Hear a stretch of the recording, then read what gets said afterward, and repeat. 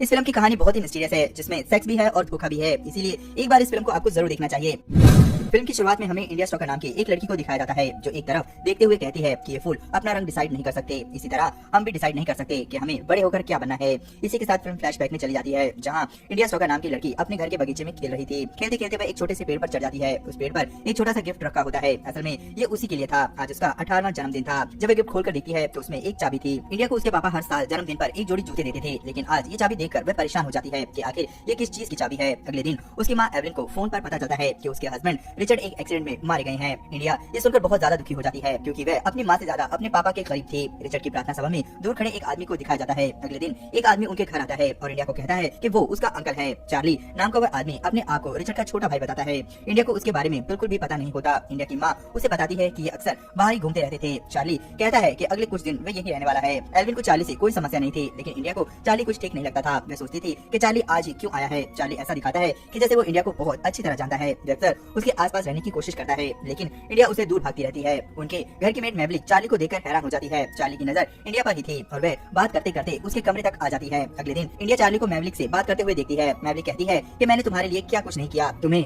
हर छोटी बड़ी इन्फॉर्मेशन देती रही, लेकिन तुम मेरे साथ ऐसा क्यों कर रहे हो। अगले दिन मैवलिक दिखाई नहीं देती। एल्विन कहती है कि शायद वह अपने गाँव चली गई होगी। अब मेड नहीं होती तो खाना बनाने की बात आती है। एल्विन कहती है कि खाना कौन बनाएगा। तब चार्ली कहता है कि खाना मैं बना दूंगा। ऐसा कहते हुए वह इंडिया से बात करने की कोशिश करता है, लेकिन इंडिया चार्ली को बिल्कुल भी भाव नहीं दे रही थी। रात को तीनों डिनर कर रहे थे। तब इंडिया एवलिन से कहती है कि आपने मुझे चार्ली के बारे में पहले क्यों नहीं बताया। एवलिन कहती है कि मुझे ज्यादा पता नहीं था, और ये कहकर उठकर चली जाती है। चार्ली एवलिन को ड्रिंक ऑफर करता है। वह ड्रिंक तो पी लेती है, लेकिन चार्ली से कहती है कि उसे किसी दोस्त की जरूरत नहीं है। अगले दिन इंडिया जब कॉलेज से आती है तो चार्ली उसे लेने आता है, लेकिन वह उसके साथ नहीं जाती। चार्ली बहुत हैंडसम होता है, इसीलिए उसकी सहेलियां उसके आसपास जाने की कोशिश करती हैं। चार्ली इंडिया के पास जाने की कोशिश करता है, लेकिन इंडिया उसे बिल्कुल भी भाव नहीं देती। एक दिन इंडिया चार्ली को अपनी मॉम एवलिन के साथ देखती है, जो उसे अच्छा नहीं लगता। एक दिन आंट क्वीन उसके पास आती है। वह चार्ली को देखकर हैरान थी। एवलिन उससे पूछती है कि वह कब तक रुकने वाली है। तब आंट क्वीन कहती है कि वैसे तो वे जाने वाली थी, लेकिन अब उन्हें कुछ दिन रुकना पड़ेगा। आंट क्वीन एवलिन को चार्ली के बारे में कुछ बताना चाहती थी, लेकिन एवलिन उस पर गुस्सा हो जाती है, क्योंकि वह चार्ली की तरफ आकर्षित हो रही थी। जाते जाते आंट क्वीन उसे अपना नंबर देकर फोन करने के लिए कहती है। चार्ली आंट क्वीन से उनका होटल पूछता है, तो वह उसे अपना होटल बता देती है, लेकिन वह तुरंत जाकर होटल चेंज कर देती है। वह घबराई हुई थी,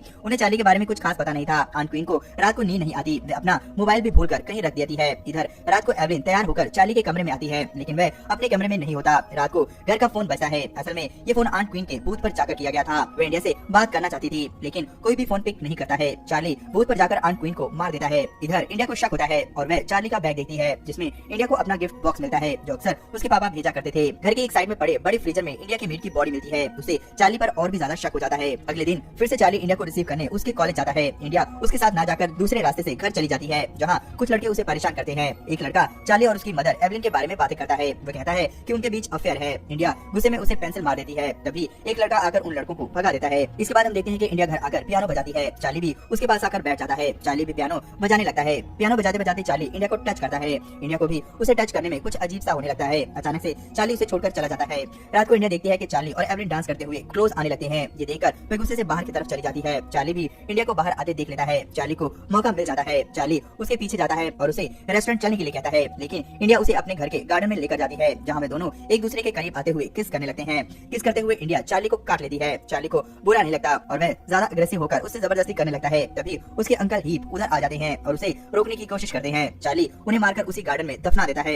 ये सब इंडिया के सामने होता है। ये सब सोचकर वह बहुत डर जाती है। इंडिया आंट क्वीन को फोन लगाती है, तो उसका फोन उसके घर के बैक यार्ड में बजता है। तब वह समझ जाती है कि आंट क्वीन भी मारी जा चुकी है। वह बहुत ज्यादा डर जाती है। रात को इंडिया अपने डैड की दी गई चाबी से एक दराज खोलती है। वह चाबी उसी दराज की थी जिसमें उसे कुछ फोटो मिली थी, जो कि उसके बचपन की ही थी। उसमें कुछ और फोटोज भी थी, जिससे ये पता चलता है कि उसके फादर के दूसरे भाई का नाम जोनाथन है। हर फोटो के पीछे कुछ न कुछ लिखा हुआ था। ये सब लेकर वह चार्ली के पास जाती है। वहाँ उसे एक लिफाफा मिलता है, जिस पर किसी मेंटल हॉस्पिटल का एड्रेस लिखा होता है, जो उसके अंकल चार्ली के नाम था। वह चार्ली के पास आती है। चार्ली उसके हाथ में लिफाफा देखकर समझ आता है कि उसे सब पता चल गया है। तब चार्ली उसे सारी सच्चाई बताता है। वह कहता है कि जोनाथन उसका बड़ा भाई था। हम दोनों उसके फादर के पास रहते थे। उसके फादर जोनाथन को ज्यादा प्यार करते थे, इसलिए उसने खेल खेल में जोनाथन को जिंदा दफना दिया था। जब ये बात रिचर्ड को पता चली तो उसे जेल भेज दिया जाता है, जहाँ उसे मेंटल हॉस्पिटल भेज दिया जाता है। उसने हॉस्पिटल से इंडिया को लेटर भेजे, लेकिन उसके फादर ने उसे उस तक पहुंचने नहीं दिए। उसके 18वें जन्मदिन पर वह इंडिया से मिलने आता है, लेकिन उसके फादर उसे मिलने नहीं देते। उस पर चार्ली उन्हें मार देता है। तब इंडिया पूछती है कि वह उनसे क्यों मिलना चाहता था। चार्ली कहता है कि वह बचपन से ही उसे प्यार करता था, वह सिर्फ उसके 18 साल का होने का वेट कर रहा था। उसी वक्त चार्ली उसे प्रपोज करता है, उसे उसका गिफ्ट देता है जो कि